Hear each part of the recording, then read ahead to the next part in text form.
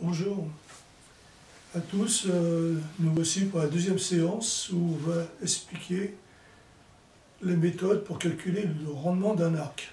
Très important pour ensuite pouvoir définir les flèches. Nous en étions restés à nos unités de mesure, le pouce ou le millimètre, et ce qui nous intéresse, nous, c'est une force en newton et une énergie en joule. Alors la première méthode, c'est la méthode statique, c'est-à-dire que statique, ça veut dire que rien ne bouge. Je vais prendre un exemple, une poutre qui est encastrée dans un mur, vous mettez une force F ici, qui appuie sur le bout, l'extrémité de la poutre. Vous avez le droit en statique de dire, cette force, j'ai le droit de la déplacer ici. Et cette force, je peux la remettre ici. Mais le fait de le déplacer, cette force, j'ajoute un moment. C'est-à-dire que vous voyez que cette force a tendance à faire tourner la poutre dans ce sens-là. Elle rajoute un moment. Et ce moment est défini tout simplement par cette force, F, multipliée par la longueur L. Voilà les deux arguments pour la statique. En statique, rien ne bouge. Ça veut dire que l'ensemble est égal à 0. En statique, on peut dire que la somme des forces est égale à 0, et donc la somme des moments est égale à 0. Voilà la définition de la statique. Une force, j'ai le droit de la déplacer, mais je dois rajouter un moment correspondant à la force par son bras de levier, Fl, et comme rien ne bouge, la somme des forces est égale à 0, et la somme des moments est égale à 0. Voilà la base de la statique et comment on va calculer notre arc.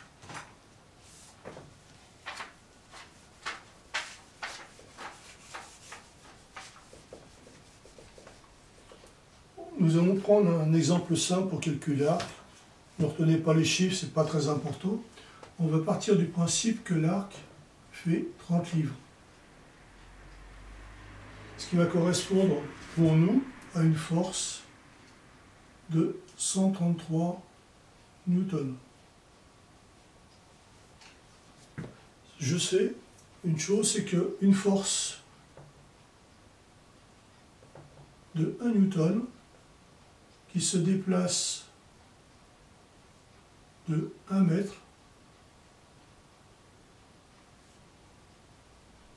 cet ensemble-là va provoquer une énergie de 1 joule.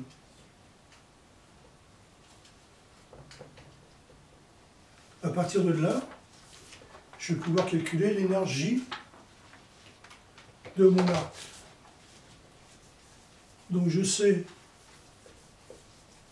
que mon arc de 30 livres fait arrêter 133 newtons. Mon allonge, on va prendre un exemple simple, l'allonge 28 pouces qui correspond à 711 mm. Et le banc de mon arc, on va prendre un exemple simple, le banc est égal à 211 mm. C'est-à-dire que ma flèche, quand je vais la lâcher, elle va se déplacer de 500 mm.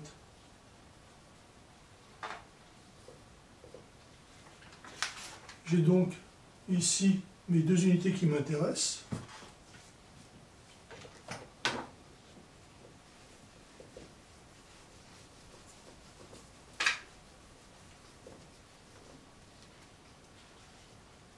« 133 newtons multiplié par 0,5 mètres, ça va me donner une énergie en joules de 66,80 joules.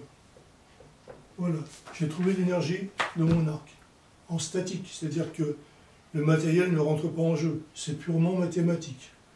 Voilà la méthode. Cette méthode va être intéressante pour la suite. La deuxième méthode,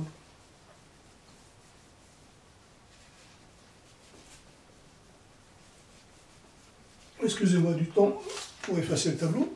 La deuxième méthode, c'est la dynamique.